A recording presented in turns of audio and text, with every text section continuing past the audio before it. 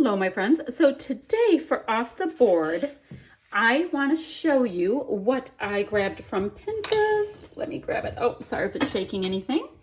I have this one right here. And something about it just caught my eye. First of all, I love a ledger paper, and I don't even have one to scrapbook with. But I like this kind of layering of all these papers here with a piece coming out this way. We have one main photo, which I do have one main photo, and a bit of a cluster here. They're using a lot of Vicki Boutin goodies. I'm going to be using papers from the I Love Spring collection by Echo Park. And the other thing I already know I'm going to be using is this sticker sheet, the I Am sticker sheet called Combo Cardstock Stickers by Simple Story. It's a 2020 I Am collection, or the latest one, however you want to think. And I'm going to use this background. Now the photo I have is this one right here. This is my youngest daughter. She was on the grounds of our university. The campus is fully closed. And she was just pretty much going to watch the sunset, which is one of the things she likes to do. But that's a really nice peachy pink match on the color here. These pieces of paper here, I'm going to just wonky scrap them, put them on the side. I'll try to go ahead to remember and to put the scrap list that I'm going to work from right here from Pinterest, and I'm going to take you along with me. So here we go, friends. This design is just, first of all, it's different than what I normally do with the funky angle on the first cut and all that kind of thing, but it is so doable if you're at the end of a set of supplies and you just want to try to rock out one more layout. So difference to start is this pink on pink that I'm putting down right now. I did not cut it off at the bottom right like you see in the scrap lift. I just had it run down the end of the page because, you know, I knew I was never going to use that extra little bit, so I might as well leave it on there. And now I'm going to just work on looking at the rest of the papers in this collection I'm using and layering them on up. And the most of the rest of these pieces that you see in the scrap lift are squared off for the most part, and I'm going to do the same thing. I'm going to square them off, use only one photo, and then create a bit of a shelf.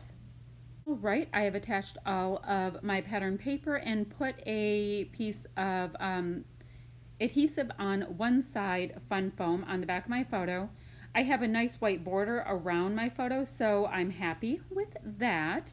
Now I'm looking at the other little goodies that are next to my desk. Right now I'm scrapbooking in my dining room.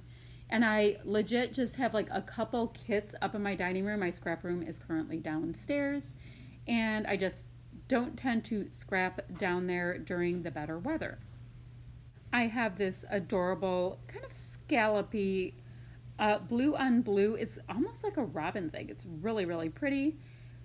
Little sticker piece, so I'm going to use that as that initial shelf like you see in the scrap lift. I think that worked out pretty well, and I'm going to kind of just layer off of that. I like if I have a photo that looks like it's floating, if it really does have a strong place to rest. I knew I wanted to use this word loved as well as get in that little flower that's there. These are like a yellow gold and they're on white craft foam, so they're awesome because they're super sticky. But I knew I wanted to get that on there for sure, so I got a little ahead of myself, and now I'm going to be doing a bit of layering up around the photo to build it out. And seriously, I love doing that. Oh, my little hands right there were like, oh, I need craft foam, because I wanted to pop this like little metal badge, I don't know, up on there and really build out this shelf concept that I was talking about. And now I can get the word loved in there, and it has a nice little place to nestle and feel a lot more inclusive and actually interesting.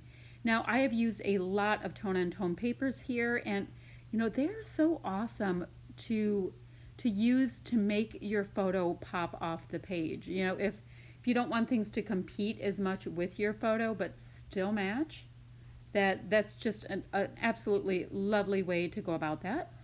Now, one of the reasons why I love these Simple Stories sticker sheets is they have all of these smaller word sentiments that usually run along the bottom with a couple of border stickers, and you can get a ton of mileage out of these sticker sheets.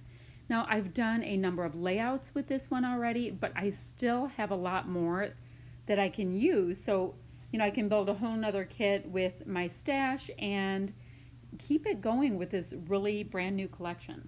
Another one of these little sticker embellishments up. It's this cute little, kind of like an animal print heart, but it is like blue, black, and white.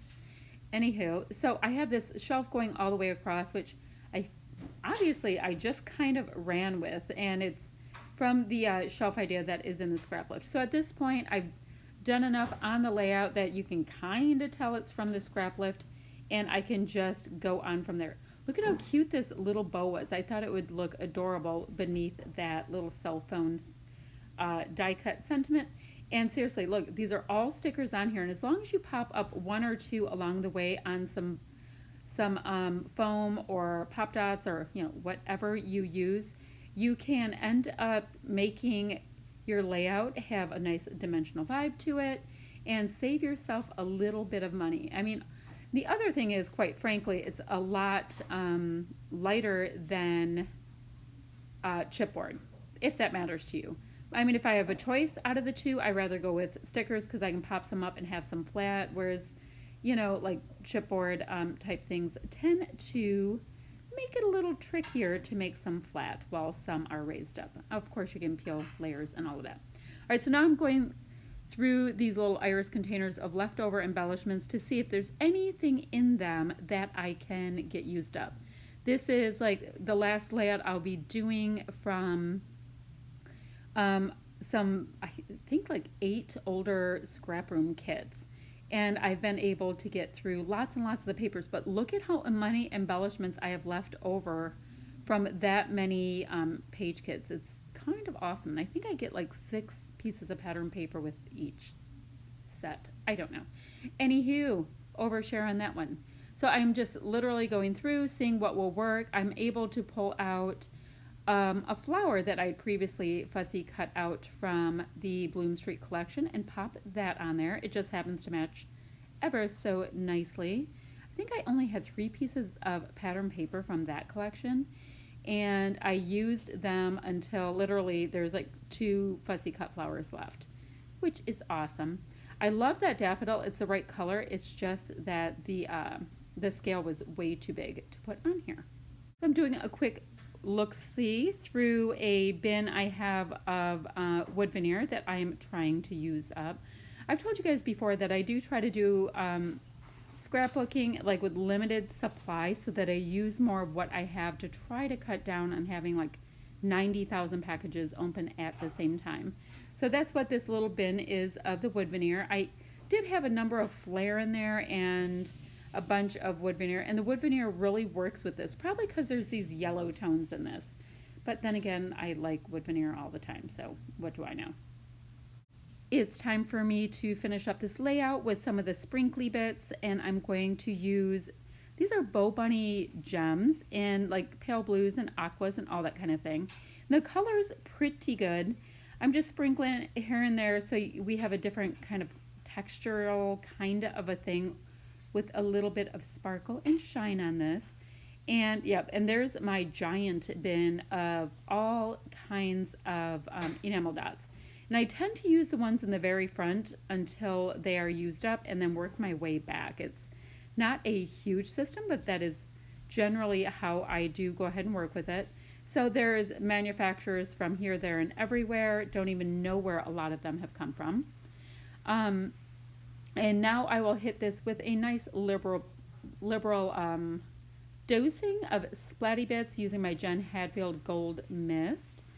And it is gorgeous and dries beautifully. Actually, it doesn't take that long to dry. It's kind of nice. But I am quite liberal with it, and it takes care of that too much white space feel that I kind of had going on with it. Okay, and before I forget, I will leave the links down below for the other creators that are involved in this collaboration. And if you have any questions or comments for me, please go ahead and leave them down below.